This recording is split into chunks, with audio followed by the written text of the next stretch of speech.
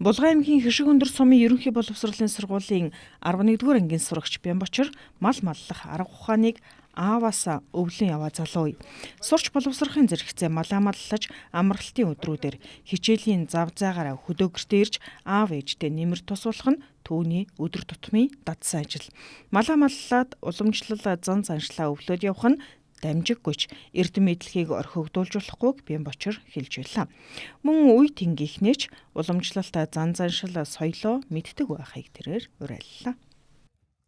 Морь малаа тэжээн тэгэл бэрэ өгөхөр хурга шиг гээл маш олон юм тэжээнтэй. Тий. Одоо тэгээ хавар болох гэж байна. Бас мал төллөөд эхлэхээр ажил бүр ихсэх байх тийм. Тэгээ ажил бүр ихсэн шүү дээ. Орой тэгэл нэг 7 молоо гэж ордог байсан бол 11 мэг гэж ороод өглөө нэг 5 ав гэж босдог болно шүү дээ. Бас тий.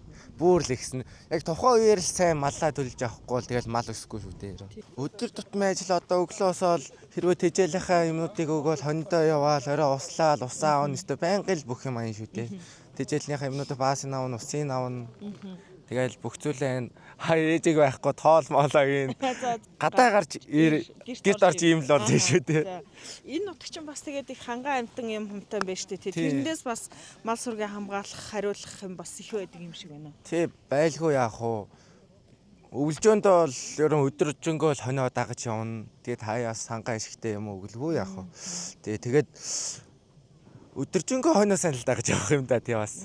Айл амтны хонтой бас нийлүүлэх үе байлгүй яах вэ тий. Тэгээ үеийнгийн хүүхдүүд яаж ч хот суурьнд байдаг, орон нутагт байдаг, яг хөө төвд байдаг хүүхдүүдийг яг хөө баг зэргийн хөдөө гараад мэдлэгтэй яг хөө нэг сурлагаар явуул баг зэргийн нэг анхан шатны нэг зүйлийг хийхээ сурчаасай л гэж бас хүсэж байна да тий. Тэгээ Монгол заншлаа, ёсоо сайн мэддэг болосоо л гэж хүсэж байна тий. Тэгээ одоо орчин үе чинь бас шал өөр болж байна. Цагаагаар хэцүү бол бас тэгээд мал маллагч бас хэцүү шүү дээ. Нэг 100 доллоо л ихэд бас тэгэл бас бааргүй зүйл өст. Харин тархиндаа л нэг юм хийж авч ивэл бас нэг цаашдаа амтэрч холоо л гэж боддөө шүү дээ тий.